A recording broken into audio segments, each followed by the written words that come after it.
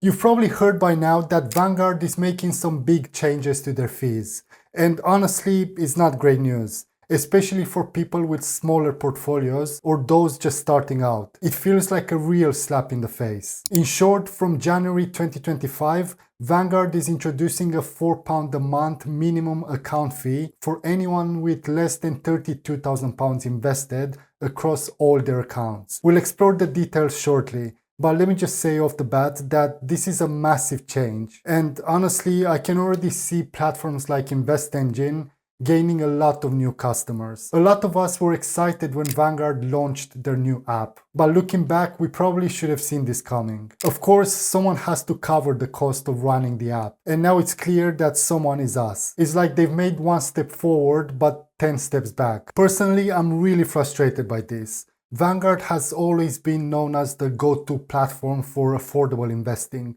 with a reputation for supporting new investors and keeping costs low. But this change feels like a punch in the gut for small investors. It's especially disappointing because Vanguard's founder, John Bogle, was all about minimizing costs for investors. One of his most famous quotes was, "In investing, you get what you don't pay for. Costs matter." These changes go completely against that philosophy and could seriously damage Vanguard's reputation as a low-cost provider. Anyway, before we get into the details, let me quickly tell you what we'll be covering in this video. First of all, I'll break down the changes Vanguard is making and what they mean for investors like you and me. I will then explain how this will affect my own situation and what I'm planning to do about it. Then I'll share some alternative providers you might want to consider, as well as some index funds and ETFs that could work for you. And finally, I will explain how you can transfer your investments out of Vanguard if you decide to switch to another platform. So let's dive into the details. First things first, it's worth pointing out that Vanguard, being a US-based company, already has lower fees for its US customers. Even after accounting for their standard fund fees, which everyone pays, US investors generally pay less than most of us in the UK. But starting from 31st January 2025, Vanguard will introduce a minimum account fee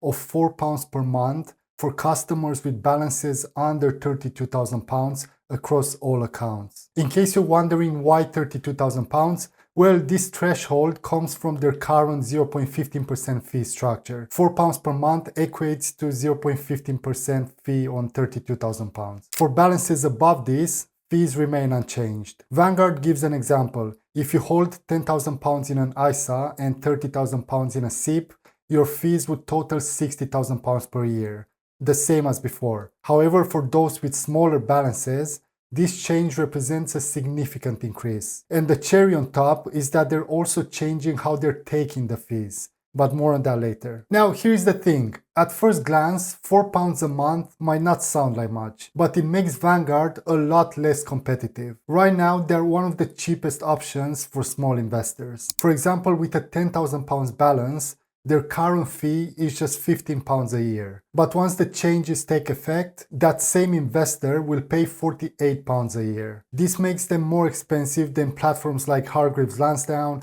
AJ Bell, and interactive brokers. So while Vanguard has traditionally been a great choice for small investors, this change removes their edge. What's interesting here is that while Vanguard is currently seen as a low-cost platform, it was previously the small investor segment where they really stood out as one of the most affordable options. They've clearly used to make an effort to support new investors by offering a highly competitive deal for those just getting started. However, when it comes to larger balances, for example £100,000 or even £500,000, Vanguard starts to fall behind. In fact, for larger pots, they're currently more expensive than platforms like Hargreaves Lansdown, AJ Bell, and interactive brokers. Not only is Vanguard now more expensive than other platforms, but it's also cheaper to buy Vanguard's funds on competitors' platforms than directly through Vanguard due to their platform fee. What makes it even worse is that with these new changes, it's going to be even more expensive to invest in Vanguard funds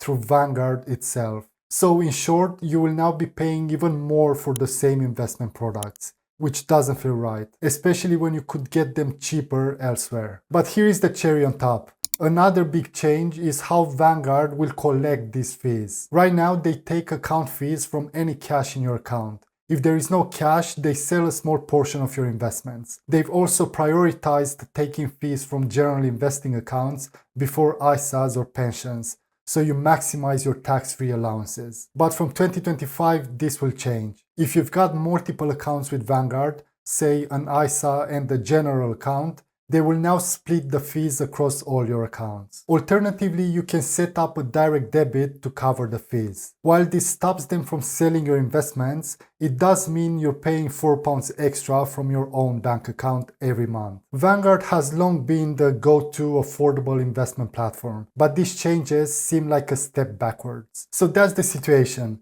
In the next part of the video, I'll dive into what I'm doing about this and what options you have if you're thinking about leaving Vanguard. Let me know in the comments how you feel about these changes. Are you staying or are you considering switching to another provider? As for what I'm doing moving forward, to be honest, I'm still weighing my options. Before this, I never seriously considered leaving Vanguard. I always felt like they offered the best of both worlds. A well-established, reliable brand with low fees. But here is what my situation looks like. At the moment, I have about £20,000 invested. So I pay roughly £30 a year in fees. With this new change, my fees will initially increase substantially because the flat £4 per month is higher than the 0.15% fee I'm currently paying on my existing portfolio size. However, as my investments grow and the portfolio balance increases, the gap between the 0.15% fee and the £4 flat fee will shrink. This is because the 0.15% fee scales with the portfolio size. It increases as the balance grows, while the £4 monthly fee remains fixed. Over time, as my portfolio gets larger, the percentage-based fee would naturally become closer to or even surpass the flat £4 fee. Now, based on my projections, I expect to reach around £32,000 invested in about 2 years. So let's break it down and see if switching to another platform is worth it for me and my situation. As I mentioned, I currently have about £20,000 invested,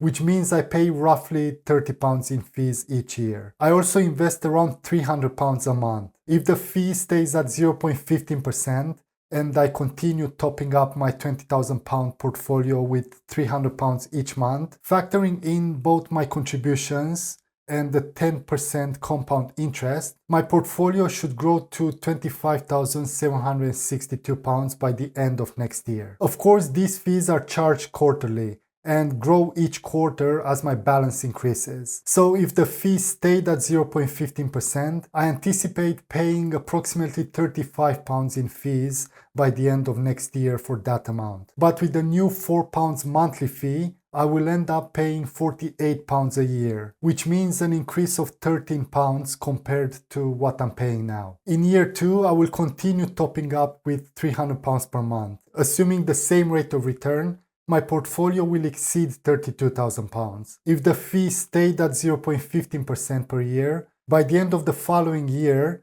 I would have paid £44 in fees. That's only a £4 difference when compared to the new £4 monthly fee. So the impact is relatively small. Therefore, over the next 2 years, I will end up paying around £20 more. And I'm rounding this up for simplicity and accounting for potential market fluctuations. So is it worth switching to another provider? Maybe not, but as I mentioned earlier, I am still weighing my options, especially since, as we saw, Vanguard's fees become less favorable as your portfolio grows. There is definitely a lot to consider. Another factor I need to consider is that if I switch to Invest Engine or another cheaper platform, I won't be able to invest in the Vanguard Global All Cap Index Fund, which is a big downside for me. This fund isn't available on Trading212 either, so no luck there either. So if I do decide to move to Invest Engine, for example, I will need to choose a different investment. Which brings me to my next point. What alternative funds should I consider? Since fees are the main factor driving my decision to switch, I would naturally opt for one of the cheapest global ETFs available. Here is a list of some of the best ones in my opinion. As you can see, there are plenty of other options to choose from. You can get Vanguard's own fund, VWRP, or go for something even cheaper. Now, what other providers are there that you could consider? Invest Engine is of course the most obvious choice in my opinion, and Trading212 is another solid option, as they're both the cheapest on the market and have a good range of investments. However, I would say your decision largely depends on the value of your portfolio. As you saw, the fees you pay are based on how much you have invested. So your choice will really come down to that. So I would say do your research and choose the provider whose fees best align with the size of your portfolio, while also offering products that help you achieve your investment goals. When it comes to transferring out of Vanguard, the truth is that it can be a bit of a hassle. First off, it can take up to 30 days for the transfer to go through, which means you might be out of the market for nearly a month. So that's something to keep in mind. To make sure you follow the right process, I recommend following the step-by-step instructions both on Vanguard's website and on the platform you're switching to. If you're thinking of moving over to InvestEngine, they've outlined the process on their website, so check that out. But if you want to make sure you're doing it correctly, the best option is to get in touch with your preferred provider and they will walk you through what's involved. Just be ready for a bit of waiting and possibly some paperwork. In the meantime, while you're still deciding, check out this video to find out whether investing in multiple ETFs can make you more money than sticking with just one. See you there.